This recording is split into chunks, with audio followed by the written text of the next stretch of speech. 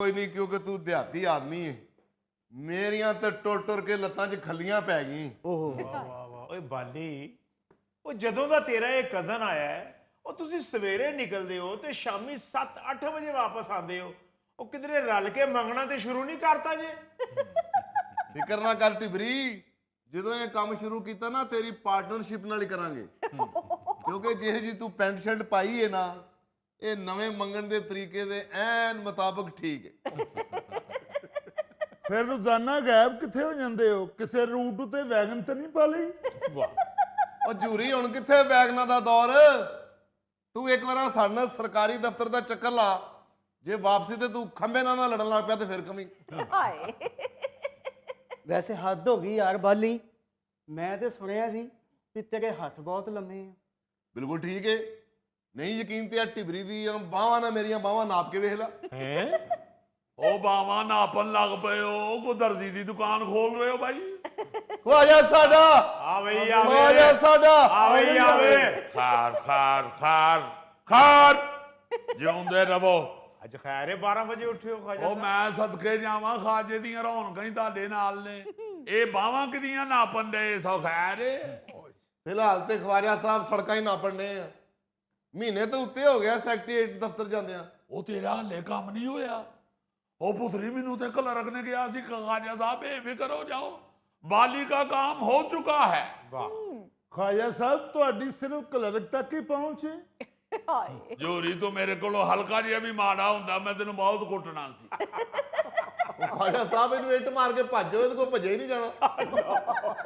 ਉਹ ਮੇਰੀ ਜਾਨ ਕਲਰਕ ਕੋ ਈਜ਼ੀ ਲੈ ਰਹੇ ਹੋ। ਹਾਏ ਹੋਰ ਕਦੀ ਕਿਸੇ ਨਾਲ ਬਾਦਸ਼ਾਹ ਲਿਖਿਆ ਵੇਖੀ? ਸਿਰਫ ਕਲਰਕ ਬਾਦਸ਼ਾਹ ਕਹਤੇ ਹੈ। ਹਾਏ ਅਫਸਰ ਨੇ ਤੇ ਐਵੇਂ ਘੁੱਗੀ ਮਾਰਨੀ ਹੁੰਦੀ ਏ, ਸਾਰੀ ਫਾਈਲ ਤੇ ਕਲਰਕ ਨੇ ਤਿਆਰ ਕਰਨੀ ਏ। ਵਾਹ। ਉਹ ਜੀ ਘੁੱਗੀ ਮਾਰੇ ਜਾਂ ਬਟੇਰ ਮਾਰੇ, ਸਾਡਾ ਕੰਮ ਤੇ ਕਰ ਛੜੇ। ਹਾਏ ओ बिल्कुल ठीक कह रहे हो तुम। क्या नाम है तुम्हारा? ਉਹ ਖਾਦਮ ਹੁਸੈਨ ਜੀ। खादम हुसैन। जी जी। असल गलती कुकी की है। हाय मुझे लगता है ये गवर्नेंस ठीक करने के लिए परिंदा बदलना पड़ेगा। ਵਾਹ ਖਾਜਾ ਸਾਹਿਬ। ਖਵਾਜਾ ਸਾਡਾ, ਆਵੇ ਆਵੇ, ਖਵਾਜਾ ਸਾਡਾ। ਆਵੇ ਆਵੇ।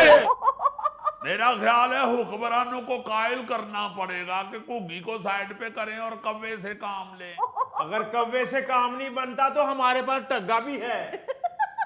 ओए काम ਤੁਹਾਡਾ नहीं होਣ ਡਿਆ, ਮੇਰੇ ਤੇ ਕੱਲ ਹੀ ਮੁੱਦਾ ਪਾ ਰਹੇ ਹੋ। ਹਾਏ अरे भाई काम क्या है, मसला क्या है, कुछ मुझे भी तो बताओ। ਉਹ ਕੰਮ ਕੀ ਹੋਣਾ ਬਾਊ ਜੀ, ਆ ਮੇਰਾ ਫੁੱਫੀ ਦਾ ਪੁੱਤਰ ਰਹੀਮਯਾਰ ਖਾਂ ਤੋਂ ਆਇਆ ਹੈ। अच्छा। ਇਹਦੇ ਅੱਬੇ ਨੂੰ ਪੈਨਸ਼ਨ ਮਿਲਣੀ ਹੈ ਤੇ ਉਹ ਫਾਈਲ ਤੇ ਸਾਈਨ ਕਰਾਣੇ ਨੇ।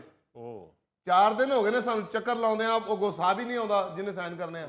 ਹਾਏ ਤੂੰ ਫੁੱਫੀ ਦੇ ਮੁੰਡੇ ਦਾ ਕੰਮ ਕਰਾਉਣਾ ਸੀ ਤੇ ਡੋਗਰ ਸਾਹਿਬ ਨੂੰ ਨਾਲ ਲੈ ਕੇ ਜਾਂਦਾ। ਉਹ ਡੋਗਰ ਨੇ ਕੀ ਕਰ ਲੈਣਾ था ओ भाई, खाजे का तो फिर क्लर्क वाकिफ है। ਹਾਏ डोगर तो तुम्हारा दफ्तर में जाकर पीएन को पहन पहन कह रहा होता है। मैं तो इसलिए क्लर्क के पास गया था इनके साथ कि क्लर्क को छोड़ के अगर ऊपर अफसर की तरफ चले जाए तो क्लर्क माइंड करता है। हाँ क्लर्क ਨੂੰ खुश ਰੱਖਣਾ ਪੈਂਦਾ, ਵਰਨਾ ਕੰਮ ਨਹੀਂ ਹੁੰਦਾ। ਤੁਹਾਨੂੰ ਕੀ ਪਤਾ ਹੋਵੇ ਕਿਸੇ ਗੱਲ ਦਾ? ਵਰਨਾ ਖਾਜੇ ਵਾਸਤੇ ਕਿਹੜੀ ਗੱਲ ਔਖੀ ਹੋ? ਖਾਜਾ ਸਿੱਧਾ ਜਾ ਕੇ ਵਜ਼ੀਰ ਨੂੰ ਮਿਲ ਲਵੇ। ਹਾਏ ਹਾਏ ਹਾਏ ਕੀ ਬਾਤ। ਖਵਾਜਾ ਸਾਡਾ, ਆਵੇ ਹੀ ਆਵੇ, ਖਵਾਜਾ ਸਾਡਾ। ਆਵੇ ਹੀ ਆਵੇ।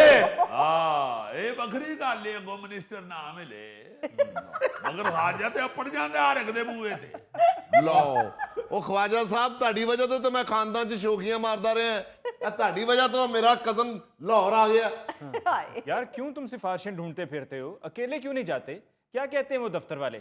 ਉਹ ਜੀ 3 ਦਿਨ ਤੇ ਅਸੀਂ ਇਕੱਲੇ ਹੀ ਖੱਜਲ ਹੋਏ ਆ। ਅਗਲੇ 3 ਦਿਨ ਫਿਰ ਖਵਾਜਾ ਸਾਹਿਬ ਦੇ ਨਾਲ ਖੱਜਲ ਹੋਏ ਆ।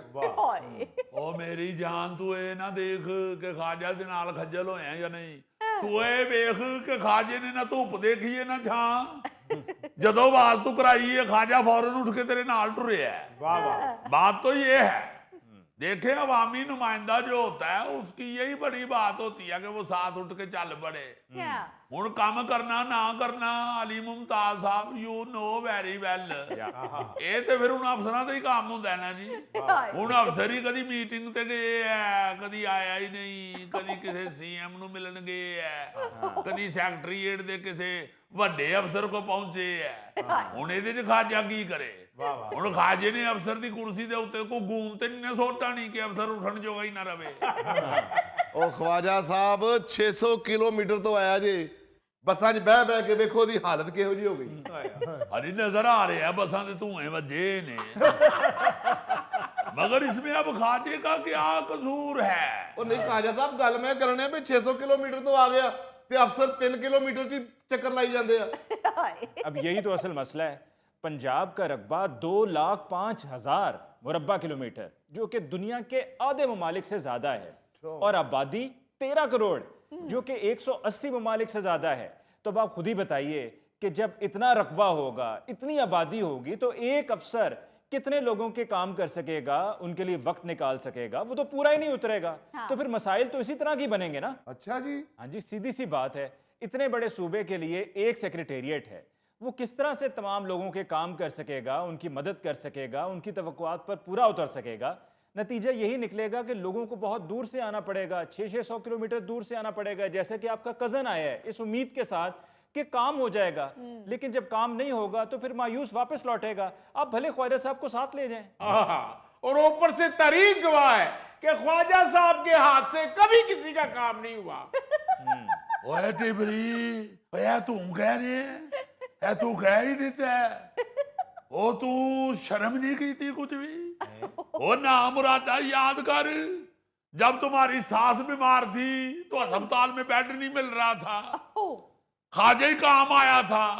हालांकि तुम चाह भी रहे थे कि ना ही बेड मिले तो अच्छा है, मगर ये खादम क्या है इस मोहल्ले का, जाके उधर बेड के पास खड़े हो गए, सीधा हेल्थ मिनिस्टर को फोन मिलाया है। अच्छा, ऐसा लड़ाऊं कि पूरा अस्पताल देखना शुरू हो गया था। अच्छा, वो वाला वाकया जब मैंने कहा था ख्वाजा साहब फोन तो ऑन कर लें। आहो बैटरी फौत हो गई सी। इधरों ਤੁਹਾਡੀ बैटरी फौत हुई सी, उधरों मेरी सस फौत हो गई। ਉਹ ਖਾਜਾ ਸਾਹਿਬ, ਅਸੀਂ ਤੇ ਤੁਹਾਨੂੰ ਤਾਂ ਮੰਨਾਂਗੇ ਨਾ ਕਿ ਜੇ ਸਾਡਾ ਕੰਮ ਕਰਾਓਗੇ। 600 ਕਿਲੋਮੀਟਰ ਦਾ ਫਾਸਲਾ ਤੈਅ ਕਰਕੇ ਆਇਆ ਮੈਂ।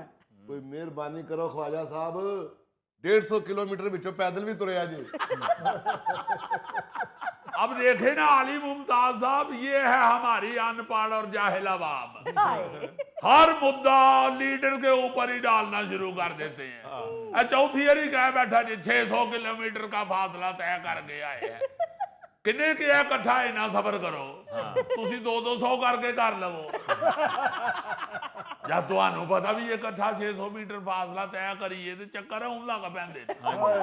रब जानता है, मुझे पहले मालूम होता ये 600 किलोमीटर का सफर तय करके आया है, मैं पहले 3 दिन इहदे नाल जाना ही नहीं सी। अच्छा यार, अगर अवाम ही जाहिल है, अनपढ़ है, तो लीडरान ही को पढ़े लिखे होने का सबूत दे दें। अब आप मुझे खुद बताएं कि 13 करोड़ की आबादी और एक सेक्रेटेरिएट कैसे अवाम के काम कर सकता है? सूबे मजीद बना लें, छोटे छोटे सूबे और बना लें, ताकि अवाम को रिलीफ मिल जाए। ये बात है। अब आप ये देखें कि एक बेवकूफ़ को भी ये बात समझ में आती है कि लोग 600 किलोमीटर का सफ़र तय करके लाहौर शहर आते हैं कि अपना काम करवा सकें। अगर सूबे मजीद बना दिए जाएंगे तो लोग अपने अपने इलाकों में अपने घरों के करीब रहते हुए अपने काम करवा लेंगे। वाह वाह वाह वाह, की गल कीती जे बाऊ जी। अली मुमताज साडा आवे ही आवे। अली मुमताज साडा आवे ही आवे। एक मिनट ਤੁਸੀਂ ਕੀ ਭਮੀਰੀ ਵਾਂਗੂ ਭੌਂ ਜਾਂਦੇ ਹੋ? ਉਹ ਜਨਾਬ ਇਤਨੇ सूबे बन जाएंगे, इतने सेक्रेटेरिएट बन जाएंगे, ਉਹ पहले खान ਨੂੰ ਰੋਟੀ नहीं है ना, खर्चा किथों करना जे? तो ख्वाजा साहब, खर्चा कैसे बढ़ेगा? खर्चा बढ़ेगा नहीं बल्कि कम होगा। अब हर डिवीजन में आरपीओ मौजूद है, वो काम करना शुरू कर देगा आईजी के तौर पे। कमिश्नर मौजूद है, वो काम करना शुरू कर देगा चीफ सेक्रेटरी के तौर पे, और उनके पास दफातर पहले से ही हैं, तो खर्चा कम होगा ना। नहीं तो जो लाहौर सेक्रेटेरिएट के बाहर दही भल्ले और मकई